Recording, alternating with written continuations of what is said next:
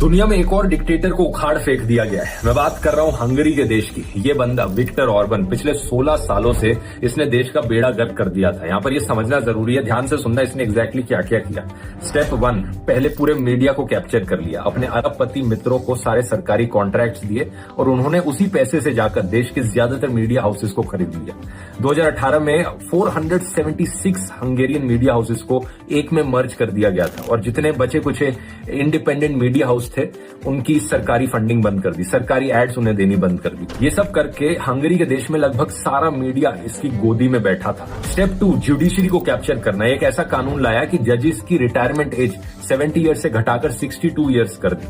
हुआ क्या, एक ही झटके में देश के 20% जजेस को रिटायर होना पड़ा और इसकी वजह से जो जजेस की सीटें खाली हुई, इसने अपने चाटुकारों को जजेस की सीट पर बिठा दिया। इसने एक नेशनल जुडिशियल ऑफिस बनाया जिसमें खुद को पावर दे दी सारे जजेस को अपॉइंट करने की, जजेस को फायर करने की, जजेस को ट्रांसफर करने की और यहां तक कि कौन सा केस किस जज के सामने जाएगा ये पावर भी इसको दे दी गई। मतलब इस बंदे के खिलाफ अगर कोई करप्शन केस आता तो ये खुद से डिसाइड कर लेता कि ये वाला केस ये जज सुनेगा जो मेरा चाटुकार है, मेरा ही अपॉइंट किया हुआ बंदा है। स्टेप 3, इसने पूरा इलेक्शन सिस्टम ही बदल डाला। हंगरी के पार्लियामेंट में 286 सीट्स होती थी, इसने घटाकर 199 सीट्स कर दी। कॉन्स्टिट्यूएंसीज को दोबारा से रीड्रॉ किया गया और ऐसे रीड्रॉ किया गया कि इसकी पार्टी को हमेशा एडवांटेज मिले। इसके अलावा 2 राउंड वोटिंग को हटाकर सिंगल राउंड वोटिंग कर दी गई। पूरे कॉन्स्टिट्यूशन को बदला गया। लेकिन असली कहानी यहां पर यह है दोस्तों कि इतना सब करने के बाद भी इस डिक्टेटर को हंगरी की जनता ने उखाड़ फेंका और इसके लिए सबसे बड़ा क्रेडिट जाता है ऑपोजिशन लीडर पीटर मोग्यार को। ये लिटरली पैदल पूरे देश का चक्कर लगाया इन्होंने। डोर टू डोर गए, लोगों से मिले, दरवाजे खटखटाए, सबको समझाया कि देश किस हद तक गिर चुका है।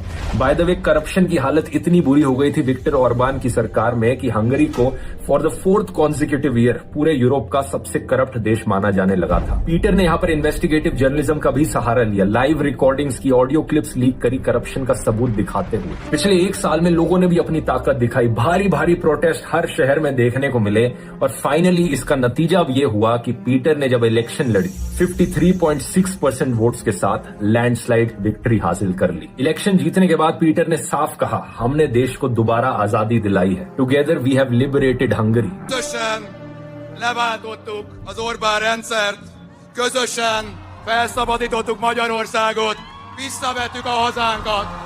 और बेस्ट चीज तो ये हुई कि इलेक्शन जीतने के बाद ये उसी मीडिया चैनल पर इंटरव्यू देने जाते हैं जहां पर इन्हें बदनाम किया गया था, देशद्रोही कहा गया था और सीधा उस जर्नलिस्ट के मुंह पर कहते हैं कि मैं तुम्हारा चैनल बंद करवाऊंगा। Hogy ennek a hazugsággyárnak a Tisza kormány megalakulása után vége van, fel fogjuk függeszteni azonnal ezt a hazug hírszolgáltatást, amit folyik.